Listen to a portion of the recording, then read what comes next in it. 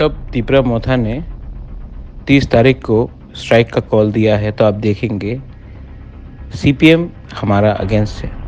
क्यों? क्या वजह है? जब सीपीएम इलेक्शन लड़ता है तो हमें बोलता है कि आप संविधान के लिए, ऑपोजिशन के लिए आप कैंडिडेट मत दीजिए।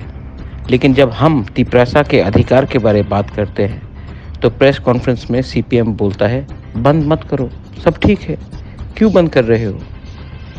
आप लोग क्या हमें गुलाम बना कर रखोगे? आप लोग क्या हमें दबा कर रखोगे?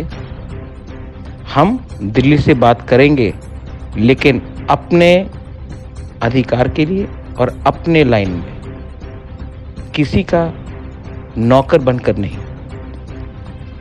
ये फाइट आपको लगता है पॉलिटिकल है, मुझे लगता है ये पॉलिटिक्स से बहुत बड़ा है। ये फाइट हमारा भविष्य का है, ये फाइट हमारा नेक्स्ट जनरेशन का है। आप लोग ने राजनीति किया, राजनीति करते करते आपने हमको क्या दिया?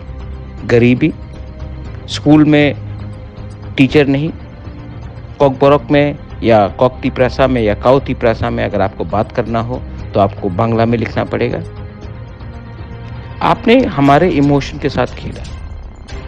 आज हमारे ज़मीन में कोई भी दखल कर सकता है। पुलिस के पास जाएंगे तो पुलिस हमारा बात नहीं मानता है, क्योंकि हमारे पास नाम का पावर है, एक्चुअल पावर नहीं है। जो पावर मिजोरम के पास है, जो पावर मेघालय के पास है, जो पावर नागालैंड के पास है, वो हमारे पास नहीं है।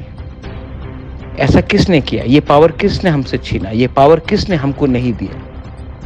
आपके 25 साल के सरकार में। आज आप लोग बोल रहे हैं कि संविधान खतरे में है। आपको संविधान से इतना प्यार है, तिपरासा का प्यार कहाँ गया आपके पास? डोंट फॉरगेट, जो कांच के घर में रहते हैं वो दूसरे के घर में पत्थर ना फेंके, वरना एक्सपोज हो जाओगे।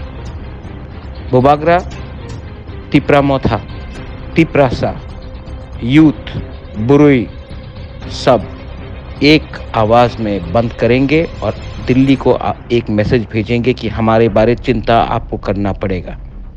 सीपीएम को अगर तिपरासा के बारे चिंता नहीं है और वो अपोज करना चाहते, करो, मैं दिखाता हूँ कि असली जंगल में शेर कौन है, असली बोबाग्रा कौन है।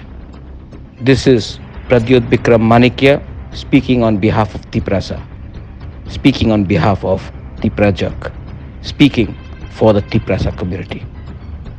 Hambai.